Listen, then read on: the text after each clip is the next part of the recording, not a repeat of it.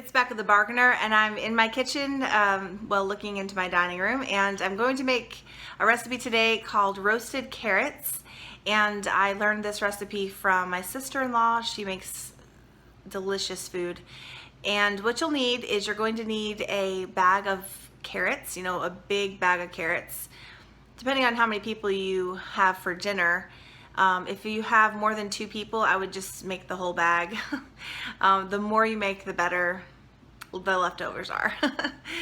You could buy the ones that have to be peeled, or you could buy several bags of baby carrots and cut them, and you don't have to worry about peeling anything.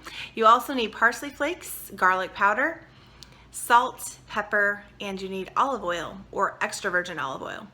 So let's get started, and I will show you how to make these sweet, savory, delicious roasted carrots. I think you'll really like them. To get started, you're going to need a cutting board. You're going to need several carrots. Right now I have about, 2, 4, 6, 8, 9 carrots, and you do need a peeler, some kind of peeler. And you also need a chef's knife or a sharp knife, because you will need to cut these into pieces. I like to peel them this way, back and forth. Just be careful you don't get your finger in there. You're supposed to peel them away from you, but I do it this way. Kind of in a rocking motion, then you just flip it over and do it like that. That's pretty simple. If I was going to have company, I would make at least 20 carrots worth, because these definitely cook down. You do need to be careful when you cut them, because they are round. They are a rounded shape, and you don't want them to slide out and cut, from under you. And it's very easy to cut yourself when you're cutting carrots, so be careful. After you peel them, they need to be rinsed. So I will do that really fast.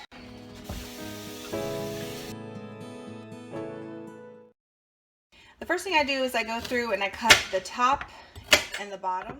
Sometimes I do 2 at a time. Just remember that these roll, and so sometimes it's easier to cut them if they're next to each other like this, so they don't roll. So first you cut it in half, then you cut it long ways. Just be careful.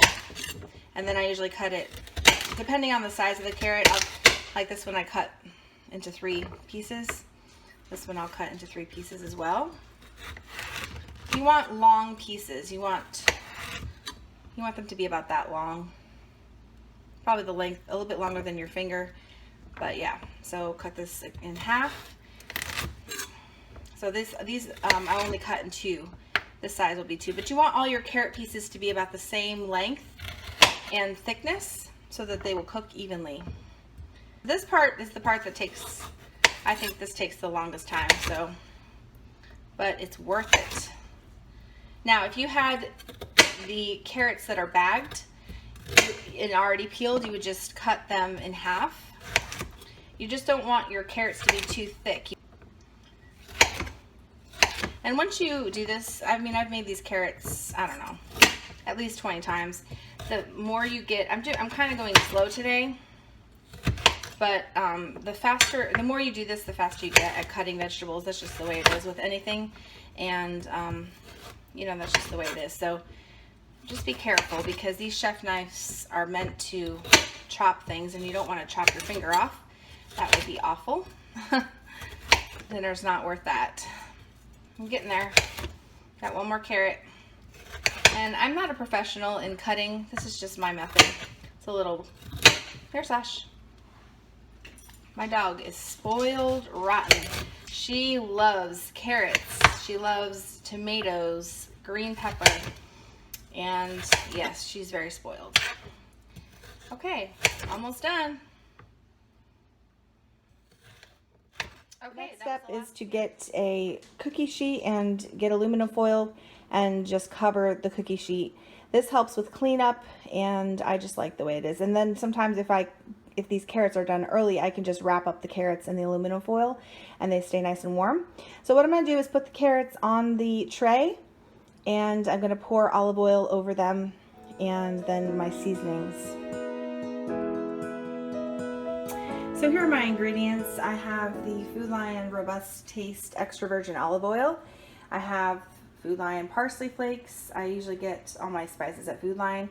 The Badaya garlic powder, which I did get at Dollar Tree, and then just salt and pepper. Now that I have my carrots on the sheet, I'm going to pour my olive oil on top, and this olive oil is going to coat the carrots, and it's going to help the seasoning. Okay, you don't want to overdo it, but you want to put enough, maybe a couple tablespoons. You want your carrots to be coated with olive oil. Then I usually I dump about that much parsley.